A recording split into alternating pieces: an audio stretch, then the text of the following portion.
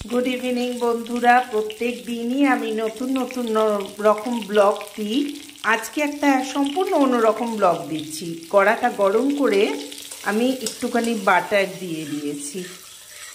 বাটারটা মেল্ট হয়ে গেলে আমি আজকে তোমাদের দেখাচ্ছি ব্রোকলি আমি কি করে খাই। আমি বলেছিলাম তোমাদের যে ব্রোকলি আমি তোমাদের দেখাবো কি করে আমি খাই। এই দেখো ব্রোকলিকে সুন্দর করে কেটে ধুয়ে রেখেছি আর রসুন ছাড়িয়ে রেখেছি। অল্প কিছু লাগবে। আমি অবশ্য এই নিউট্রিলাইট এইটা আমি ব্যবহার করি, আমুল বাটার দিই না, জানো তো বয়স হয়েছে তাই। আর একটুখানি গোলমরিচ চাই, গোলমরিচ নুন। চলো আমরা এবারে প্রথমে রসুনটা ছেড়ে দিলাম। একটু বেশি করে রসুন দিতে হবে, ব্যাস খুব চট জলদি রান্না। যদি শর্টে কোনো খাবার খেতে হয়, হ্যাঁ একে ক্রিম দিয়েও করা যায়, অনেক কিছু দিয়ে করা যায়, কিন্তু আমি আজকে এইরকমভাবে তোমাদের একটা সিম্পলি করে দেখাবো যাতে তোমরা সবাই এটা খেতে পারো। খুব খুব ভালো। প্লিজ বন্ধুরা তোমরা ব্রোকলি খেও, অত টেস্ট লাগবে না কিন্তু শরীরের পক্ষে খুব ভালো। চেষ্টা তো করি ভালো থাকার, বলো।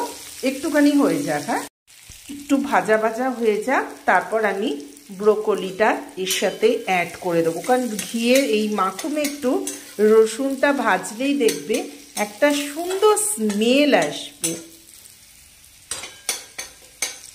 হ্যাঁ হয়ে এসছে, একটু লাল লাল হয়ে এসছে। চলো অ্যাড করে দিই আমার ব্রোকলি।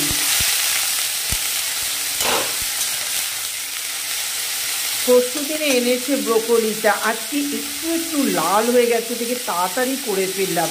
এত সুন্দর এনেছে ব্রোকলিটা।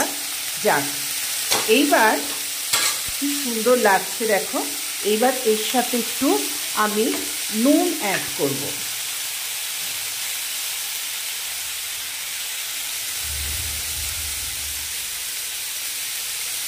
অল্প একটু নুন অ্যাড করলাম, হতে থাক।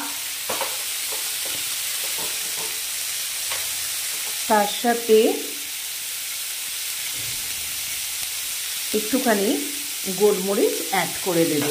এই ঘিয়ের মধ্যে রসুন আর গোলমরিচ দিয়ে এটাই হচ্ছে এই রেসিপি। ভাজা ভাজা করে এবার এটাকে আঁচটা কমিয়ে দেবো। একটুখানি ভাজা ভাজা হোক, ও আপনি আপই দেখবে, কোনো চাপা দিতে হবে না তোমাদের, আপনি আপ এটা একদম সুন্দর হয়ে যাবে। আমার একটা ছোট পেয়েছিল তাই অল্প এনেছি। এবার যখন পেয়ে গেলাম আস্তে আস্তে, এবার আমাদের ব্রোকলি এখানে উঠছে, যখন আমাদের খাওয়া স্টার্ট হয়ে যাবে ব্রোকলি। আমরা ভীষণ ভালোবাসি তরকারির আগে, রাত্রে ডিনারে আমরা রুটির সাথে খাই।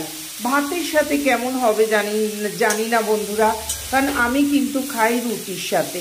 একদম গরম গরম ভেজে, মানে ভাজা হাফ ভাজা মতো হবে, হ্যাঁ একদম রুটির সাথে ডিনারে তোমাদের জমে যাবে, দেখবে ভীষণ ভালো লাগবে। এই সিম্পলি আর একটু মাখন দিতে হবে, ওই জন্যই আমি এই নিউট্রিলাইটটা ব্যবহার করি। বেশি মানে আমুল ব্যবহার করি না, আমুল বাটারটা খুব কম ব্যবহার করি। রেডি হয়ে গেল আমার ব্রোকলি। এইভাবে করে দেখো বন্ধুরা, লাস্টে মনে হচ্ছে একটু বাটার দিতে হবে, সেটা তোমরা তোমাদের স্বাদ অনুযায়ী দিয়ে দেও। আমার খেয়ে মনে হচ্ছে একটু নুনটা বেশি হয়ে গেলে একটু গোলমরিচ দিতে হবে, স্বাদ অনুযায়ী তোমরা খেয়ে নিও। খুব ভালো লাগছে দেখো, একটু কাঁচা কাঁচা মতো রাখবে। আমার মনে তো হচ্ছে দেখো কমে কইটুকু হয়ে গেল, একটা ছোট্ট ব্রোকলি না, কইটুকু হয়ে গেল মনে হচ্ছে। এবার নিভিয়ে দিয়ে একটুখানি আমি দিয়ে দেবো বাটার। Tata, good night.